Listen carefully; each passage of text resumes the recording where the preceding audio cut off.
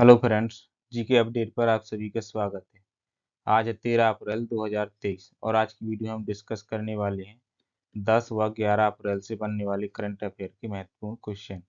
साथ में प्रत्येक क्वेश्चन से रिलेटेड फैक्ट भी देखेंगे, तो पूरा वीडियो बहुत ध्यान से देखिए। शुरू करते हैं आज की वीडियो क्लास। पहला क्वेश्चन, विश्व होम्योपैथी दिवस कब मनाया जाता है? तो ये हर साल मनाया जाता है 10 अप्रैल को, विश्व होम्योपैथी दिवस। और ये मनाया जाता है होम्योपैथिक के संस्थापक थे doctor Christian Friedrich Samuel Hahnemann. ये इनकी जयंती के अवसर पर मनाया जाता है। और इस साल की जो इसकी थीम है वो है एक स्वास्थ्य एक परिवार। इस साल इसकी थीम है। अप्रैल माह के कुछ और अन्य महत्वपूर्ण दिवस देखते हैं। 1 अप्रैल को मनाते हैं उत्कल दिवस यानी कि उड़ीसा दिवस। 5 अप्रैल को मनाया जाता है राष्ट्रीय समुद्री दिवस। 7 अप्रैल को मनाया जाता है विश्व स्वास्थ्य दिवस। तो ये थे अप्रैल माह के कुछ महत्वपूर्ण दिवस। अगला क्वेश्चन, वाइब्रेंट विलेज प्रोग्राम यानी कि बीबीपी का मुख्य उद्देश्य क्या है? तो बीबीपी का जो मुख्य उद्देश्य है वो है उत्तरी सीमावर्ती क्षेत्रों में नगरों का विकास करना। ये इसका उद्देश्य है। केंद्रीय गृह मंत्री और सहकारिता मंत्री हैं अमित शाह। ने 10 अप्रैल 2023 को अरुणाचल प्रदेश के अंजा जिले के एक सीमावर्ती गांव किबूथू में वाइब्रेंट विलेज प्रोग्राम लॉन्च किया है। तो ये अमित शाह जी के द्वारा 10 अप्रैल को लॉन्च किया गया है। वित्त मंत्री द्वारा 2022 के बजट भाषण में बीबीपी की घोषणा की गई थी, यानी कि वाइब्रेंट विलेज प्रोग्राम की घोषणा 2022 के बजट भाषण में कर दी गई थी और ये इस साल लॉन्च कर दिया गया है। अगला क्वेश्चन, बोवेनपल्ली का बायोगैस संयंत्र किस राज्य में स्थित है? तो बोवेनपल्ली का जो बायोगैस संयंत्र है वो तेलंगाना राज्य में स्थित है। हैदराबाद में बोवेनपल्ली वेजिटेबल मार्केट ने एक अभिनव अपशिष्ट प्रबंधन प्रणाली लागू की है जो सब्जियों के कचरे से जैव बिजली, जैव ईंधन और जैव खाद उत्पन्न करती है। तो ये तेलंगाना में स्थित है। अच्छा, तेलंगाना की राजधानी है हैदराबाद और यहाँ के जो चीफ मिनिस्टर हैं वो है के चंद्रशेखर राव, यहाँ के चीफ मिनिस्टर हैं।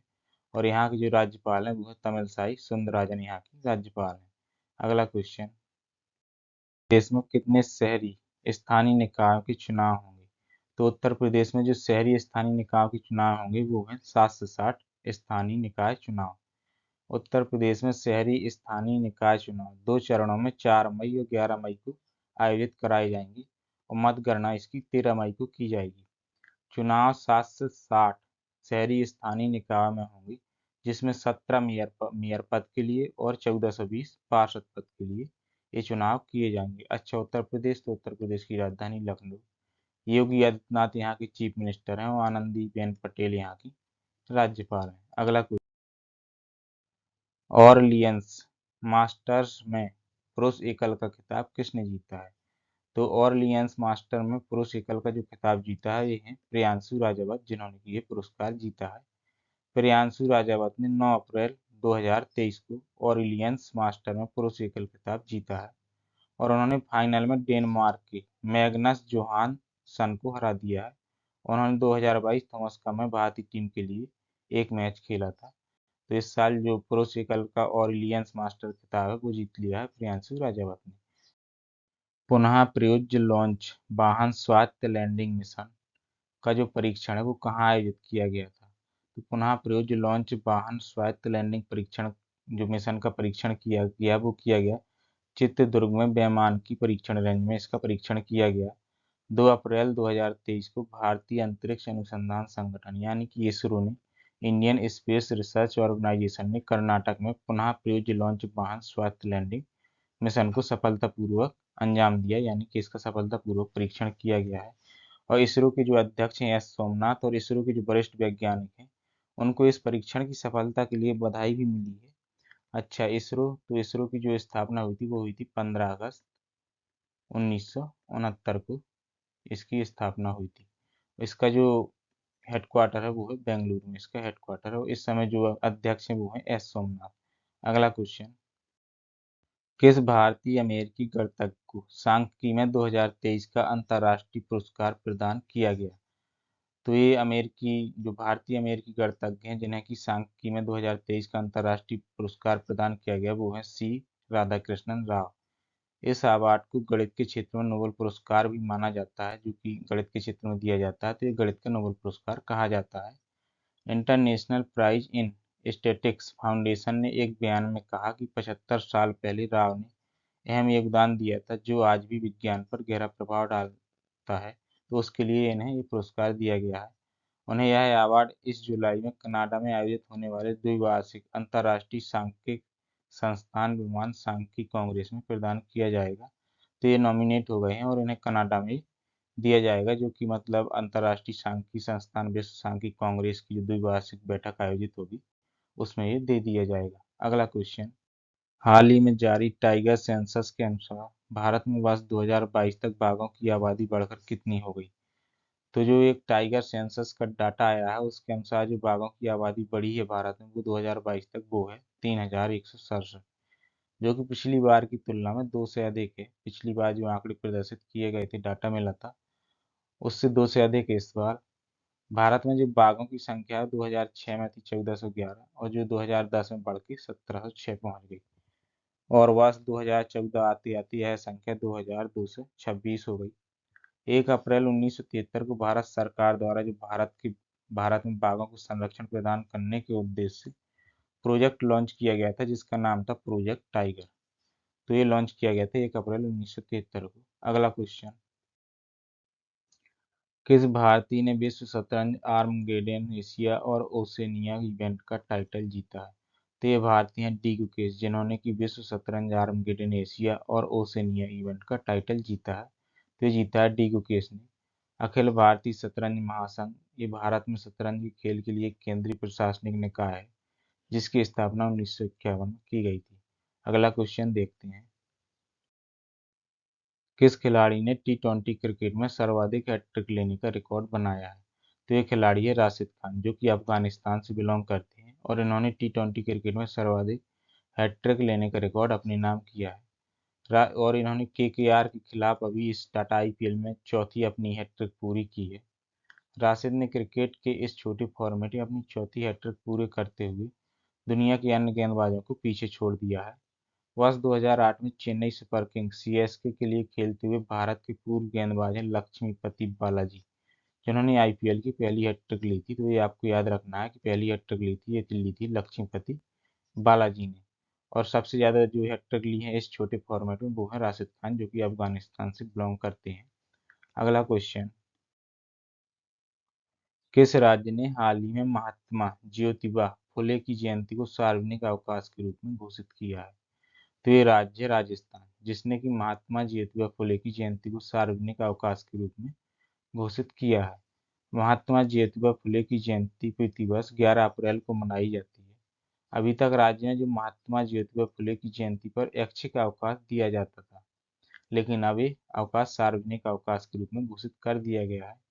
ज्योतिबा गोविंदराव फुले एक भारतीय सामाजिक कार्यकर्ता थे और इनका जन्म हुआ था 11 अप्रैल 1827 को और इनकी जो मृत्यु हुई थी वो हुई थी 28 नवंबर 1890 को इनकी मृत्यु हो गई थी। तो ये राजस्थान ने किया है। तो राजस्थान की राजधानी है जयपुर और चीफ मिनिस्टर है यहाँ के अशोक गहलोत और यहाँ के जो राज्यपाल हैं वो है कलराज मिश्र, यहाँ के राज्यपाल हैं। अगला, राष्ट्रपति द्रौपदी मुर्मू ने भरोसा यानी कि ट्रस्ट ऐप को लॉन्च किया है, यह किससे संबंधित है? तो जो भरोसा ऐप है ये संबंधित है महिला सुरक्षा से संबंधित है और ये असम के एक जो कोर्ट है गुवाहाटी कोर्ट में इन्होंने इसे लॉन्च किया है। जियो लोकेशन के साथ इमरजेंसी जो इसकी खासियत है वो है इसमें कि जियो लोकेशन के साथ इमरजेंसी कॉन्टैक्ट नंबरों पर एसओएस मैसेज भेज सकेंगी ये महिलाएं और साथ ही फोन से कर कॉल भी कर सकती हैं, मतलब नंबर डायल करने की जरूरत नहीं है। पहले से ही इस ऐप से संबंधित रहेगा ये पुलिस का नंबर, तो ये चेक करेंगी फ़ोन को तो अपने आप कॉल लग जाएगी। इस ऐप के उपयोग के लिए इंटरनेट कनेक्टिविटी की अनिवार्यता भी नहीं है। तो भारत के मुख्य न्यायाधीश ने असम के लिए ई सेवा केंद्र की वेबसाइट पर 2 ऐप का भी अनावरण किया गया है। तो इस तरह के कुछ 2 ऐप और हैं जो कि भारत के मुख्य न्यायाधीश के द्वारा अनावरण किए गए हैं। अगला क्वेश्चन, प्रोजेक्ट टाइगर ने अप्रैल 2023 में अपने 50 साल पूरे किए। प्रोजेक्ट टाइगर की शुरुआत किस वर्ष की गई थी? तो 2023 में 50 वर्ष पूरे किए हैं, तो अप्रैल से घटा दीजिए 50 वर्ष तो निकल के आएगा 1973। तो ये शुरू हुआ था 1973 में, इसकी शुरुआत की गई थी 1 अप्रैल 1973 को। और ये वन्य जीव संरक्षण अधिनियम 1972 के तहत बाघों के संरक्षण के लिए प्रोजेक्ट टाइगर लॉन्च किया गया था। क्योंकि भारत में जो बाघों की संख्या थी उस समय तेजी से घट रही थी, इसलिए इसे लॉन्च करना अनिवार्य हो गया था। अप्रैल 2023 में भारत सरकार प्रोजेक्ट टाइगर का 50वां वर्षगांठ मना रही है, तो इस साल इसके 50 वर्ष पूरे हुए हैं। अगला क्वेश्चन, भारत फ्रांस मैत्री के 25 वर्ष पूरे होने के उपलक्ष्य में भारत फ्रांस व्यापार शिखर सम्मेलन किस तिथि को आयोजित किया जाएगा? तो भारत फ्रांस मैत्री के 25 वर्ष पूरे हो गए हैं। इस उपलक्ष्य में भारत और फ्रांस व्यापार शिखर सम्मेलन 11 अप्रैल 2023 को आयोजित किया जाएगा। शिखर सम्मेलन में हरित भविष्य के निर्माण, उभरती प्रौद्योगिकियों, रक्षा सहयोग और भारत प्रशांत क्षेत्रों में सहयोग सहित कई विषयों पर ध्यान केंद्रित किया जाएगा। तो ये इसका विषय रहेगा। अच्छा, फ्रांस, तो फ्रांस की राजधानी है पेरिस, और यहाँ जो मुद्रा चलती है वो है यूरो, और यहाँ के जो प्रेसिडेंट है वो है इमैनुअल मैक्रोन, यहाँ के प्रेसिडेंट है। अगला क्वेश्चन, हाल ही में किस देश द्वारा बड़े पैमाने पर निवेश परियोजनाओं को आकर्षित करने के लिए गोल्डन लाइसेंस पहल शुरू की गई है? तो ये देश है बहरीन, जिसके द्वारा की बड़े पैमाने पर निवेश परियोजनाओं को आकर्षित करने के लिए गोल्डन लाइसेंस पहल को शुरू किया गया है। इसका उद्देश्य है कि बहरीन में बड़े पैमाने पर निवेश परियोजनाओं के साथ स्थानीय और विदेशी व्यवसायों को सुव्यवस्थित सेवाएं और लाभ प्रदान किया जाए, ताकि ये बहरीन के लिए आकर्षक और लाभदायक हो। अच्छा, बहरीन, बहरीन की राजधानी मनामा, और यहाँ जो मुद्रा चलती है वो है दिनार। दिनार यहाँ मुद्रा चलती है, और मनामा यहाँ की कैपिटल है। अगला, 7 अप्रैल 2023 को संपन्न संयुक्त सैन्य अभ्यास एक्स कवच का संबंध है। तो जो एक्स कवच अभ्यास जो कि 7 अप्रैल को संपन्न हुआ है, ये भारत की तीनों सेनाओं की एक संयुक्त अभ्यास था, जो कि 7 अप्रैल को समाप्त हो गया है। तो ये भारत की तीनों सेनाओं से संबंधित है। अंडमान और निकोबार कमांड यानी कि एएनसी ने थल सेना, नौसेना, वायुसेना और तटरक्षक बलों की संपदाओं को शामिल करते हुए बड़े स्तर पर एक संयुक्त सैन्य अभ्यास एक्स कवच का आयोजन किया था, जो कि 23 फरवरी 2023 को शुरू हुआ था और 7 अप्रैल 2023 को संपन्न हो गया। अगला, हाल ही में पहला बोडोलैंड अंतर्राष्ट्रीय ज्ञान महोत्सव कहाँ शुरू हुआ? तो जो पहला बोडोलैंड अंतर्राष्ट्रीय ज्ञान महोत्सव है, ये शुरू हुआ है असम में। अच्छा, ये असम में शुरू हुआ है, बोडोलैंड अंतर्राष्ट्रीय ज्ञान महोत्सव है। तो असम, असम की राजधानी है दिसपुर, और यहाँ के जो चीफ मिनिस्टर है वो हेमंतवा बिश्व शर्मा यहाँ के चीफ मिनिस्टर हैं, और गुलाब चंद कटारिया यहाँ के राज्यपाल हैं, और गुवाहाटी में यहाँ गुवाहाटी हाई कोर्ट है। अगला क्वेश्चन, इंडिया ग्रिड ने कहाँ पर अपना पहला बैटरी एनर्जी स्टोरेज सिस्टम चालू किया है? तो जो इंडिया ग्रिड है, इसने जो अपना पहला बैटरी एनर्जी स्टोरेज है सिस्टम जो कि चालू किया है, वो किया है महाराष्ट्र में। अच्छा, महाराष्ट्र में किया है, तो महाराष्ट्र की राजधानी वो है मुंबई, और एकनाथ शिंदे यहाँ के चीफ मिनिस्टर हैं, और यहाँ के जो राज्यपाल हैं वो है रमेश बैस। अगला क्वेश्चन देखते हैं,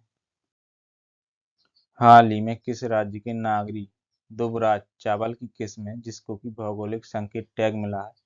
तो ये किस राज्य की चावल की किस्म है नागरी दुबराज? तो ये है छत्तीसगढ़ की।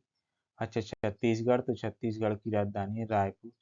भूपेश बघेल यहाँ के चीफ मिनिस्टर हैं, और विश्व भूषण हरिचंद्रन यहाँ के राज्यपाल हैं। अगला क्वेश्चन, हाल ही में किस राज्य ने सभी प्रकार की इमारतों के लिए भारत की पहली कूल रूफ पॉलिसी 2023-2028 लॉन्च की है? तो पहली कूल रूफ पॉलिसी है भारत के किसी राज्य की, जो कि 2023 से 28 तक चलेगी।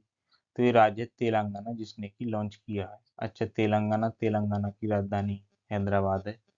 के चंद्रशेखर राव यहाँ के चीफ मिनिस्टर हैं, और तमिलसाई सुंदरराजन यहाँ की राज्यपाल हैं। तो ये था हमारा आज का अंतिम क्वेश्चन। ये वीडियो आपको कैसी लगी कमेंट बॉक्स में जरूर बताएं। साथ में वीडियो को अपने दोस्तों में शेयर जरूर करें। धन्यवाद।